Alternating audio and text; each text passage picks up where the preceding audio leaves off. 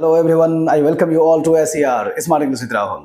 শিক্ষার্থী বন্ধু, স্পোকেন ইংলিশের জন্য অর্থাৎ ইংরেজিতে কথা বলার জন্য আমাদের নিয়মিত নেটিভ স্পিকারদের ভিডিও দেখতে হয়, অর্থাৎ যারা ইংরেজিতে ভালো কথা বলতে পারে তাদের ভিডিও দেখতে হয়। বিভিন্ন ধরনের ইংরেজি শব্দ সম্পর্কে আমাদের জানা থাকতে হবে, রাইট? এবং সবথেকে গুরুত্বপূর্ণ যে বিষয়টি, যে আমাদের নিয়মিত ইংরেজিতে কথা বলার প্র্যাকটিস করতে হবে, অনুশীলন করতে হবে। আর এখানেই আমরা সবথেকে বড় সমস্যার সম্মুখীন হই। প্রথমত, আমরা কার সঙ্গে ইংরেজিতে কথা বলবো সেই সঙ্গী খুঁজে পাই না, রাইট? আর দ্বিতীয়ত, যদি আমরা সঙ্গে খুঁজে পেয়েও বা যাই, তাহলে আমাদের বিভিন্ন ধরনের ইংরেজি বাক্যের গঠন সম্পর্কে জানা থাকে না বলে আমাদেরকে থেমে থেমে ইংরেজিতে কথা বলতে হয়। ফ্লুয়েন্সি আসে না, আমরা অনর্গল ইংরেজিতে কথা বলতে পারি না। অনেক সময় এমন মনে হয় যে মাথা থেকে টেনে টেনে ইংরেজিকে বের করতে হচ্ছে, রাইট? তাই আজকের এই ক্লাসে আমরা বহুল ব্যবহৃত দুটি বাক্যের গঠন সম্পর্কে জানবো। আমরা অনেক সময় বলে থাকি, সে গাড়ি চালাতে চালাতে কথা বলছিল, লোকটি কাজ করতে করতে হাঁপাচ্ছিল, বাচ্চাটি খেতে খেতে মোবাইল দেখছিল, রাইট? আমরা আবার অনেক সময় কাউকে পরামর্শ দেওয়ার জন্য বলে থাকি, পড়ার সময় কথা বলে না, রাস্তা পার হওয়ার সময় মোবাইল ব্যবহার করো না, পরীক্ষা দেওয়ার সময় এদিক ওদিক তাকাবে না। এই বাক্যগুলিকে আমরা ইংরেজিতে কিভাবে বলবো, চলো জেনে নিই। ডিয়ার লার্নার্স, চলো আমরা প্রথমে জেনে নিই যে সে গাড়ি চালাতে চালাতে কথা বলছিল, লোকটি কাজ করতে করতে হাঁপাচ্ছিল, বাচ্চাটি খেতে খেতে মোবাইল দেখছিল।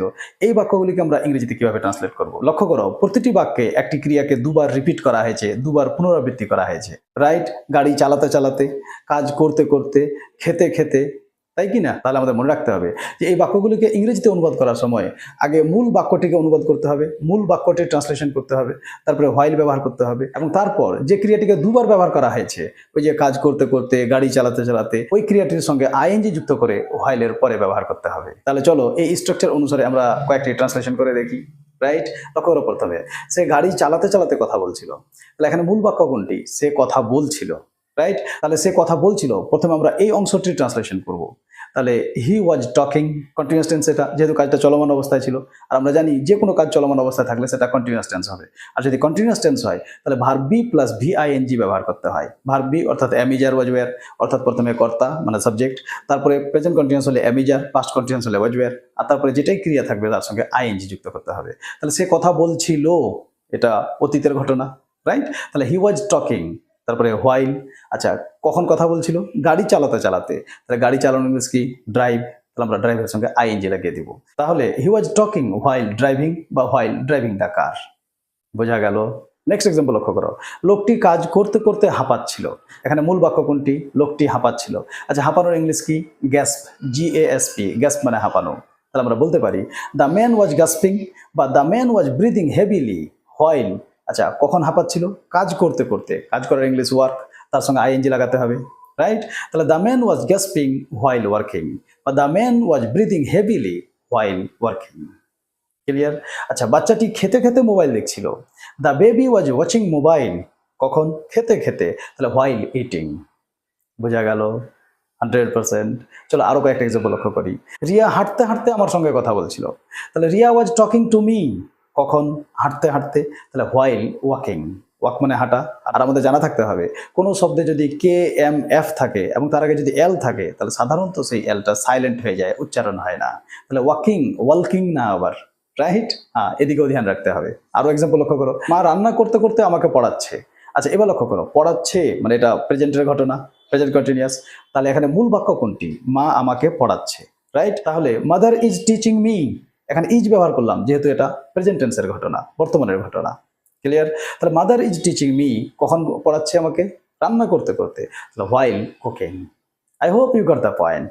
আচ্ছা, আমাদের এখানে আরেকটা পয়েন্ট জানা থাকতে হবে যে হোয়াইল মানেও যখন আর হোয়েন মানেও যখন, কিন্তু এদের ব্যবহারের ক্ষেত্র আলাদা আলাদা। কোনো কাজ চলাকালীন এই ধরনের অর্থ বোঝাতে আমাদেরকে হোয়াইল ব্যবহার করতে হয়। আচ্ছা, দুটি এক্সাম্পল লক্ষ্য করো। যখন তুমি এসেছিলে তখন আমি ঘুমাচ্ছিলাম। তাহলে হোয়েন ইউ ক্যাম, এখানে হোয়াইল ব্যবহার করলে আবার ভুল হয়ে যাবে, রাইট? কারণ যখন তুমি এসেছিলে এই কাজটা চলছিল না, এই কাজটা ফিনিশ হয়ে গেছিল, তুমি এসেছিলে। তাহলে when you came I had been sleeping. কিন্তু আমি যদি বলি যখন তুমি টিভি দেখছিলে তখন আমি পড়ছিলাম, তাহলে while you were watching TV, এখানে দেখো তুমি টিভি দেখছিলে মানে এই কাজটা চলছিল। আর আমরা কি বললাম? কোনো কাজ চলাকালীন এমন অর্থ বোঝাতে হোয়াইল ব্যবহার করতে হবে। তাহলে while you were watching TV I was reading. বোঝা গেল? আর যদি হোয়াইল এবং হোয়েন এই দুটির ব্যবহার সম্পর্কে আরো বিস্তারিত জানতে হয় তাহলে কনফিউজিং ওয়ার্ডস বলে আমরা এই চ্যানেলে একটি প্লে লিস্ট আছে, সেই কনফিউজিং ওয়ার্ডস প্লে লিস্টে গিয়ে তোমরা এই ধরনের শব্দগুলির ব্যবহার জেনে নিতে পারো।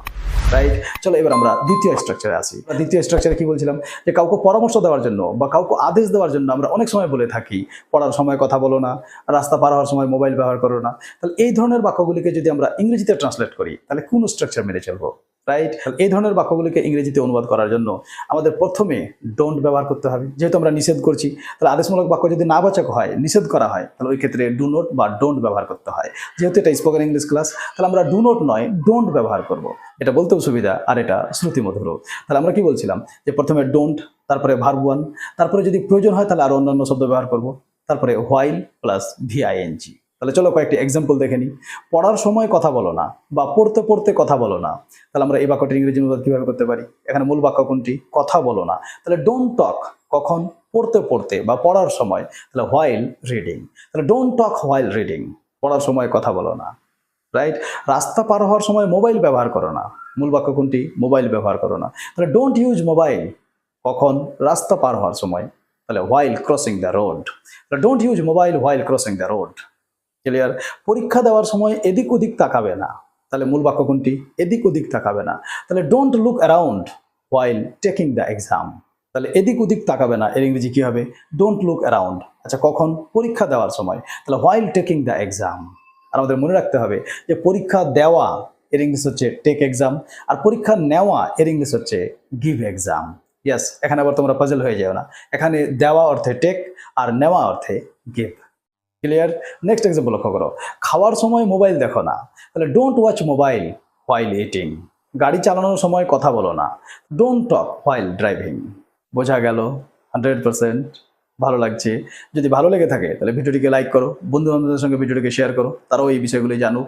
এবং তোমরা যদি আমার চ্যানেলে প্রথম এসে থাকো তাহলে চ্যানেলটি সাবস্ক্রাইব করা না থাকলে সাবস্ক্রাইব করে নিও, আর ফেসবুকে দেখলে ফেসবুক পেজটিও ফলো করে নিও। So dear viewers, here's the end of today's discussion. I hope you have enjoyed the class. You have learned 2 sentence structures which will help you to make a lot of sentences that you can use in your daily conversation with family, friends and colleagues. Right? So meet you soon in another video. Till then, be happy, take care of yourself. Keep watching and keep learning spoken English.